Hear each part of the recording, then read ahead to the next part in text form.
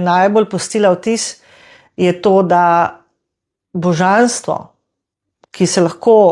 tudi v vsakem v nas prebudi, je toliko blago, toliko nekako razumevajoče do nas, do tega našega, če temu rečem, človeškega jaza, da nobenega od nas ne obsoja,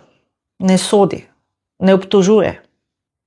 In vsakemu daje priložnost, da se res obrne nazaj, tudi to se pravi kam, nazaj v nekem smislu, nazaj na pot, ali nazaj k Bogu, ali nazaj v luč, kakorkoli vam je to lažje ali pa bolj pravi izraz za vas. In tudi, če je bila pot, ki smo jo prehodili, za nas zahtevna in se zaradi te poti, ne vem, obsojamo, ali pa se nam zdi, da je bila mogoče celo napačna, ko enkrat stopimo pred obličje božanstva, dejansko tukaj ni več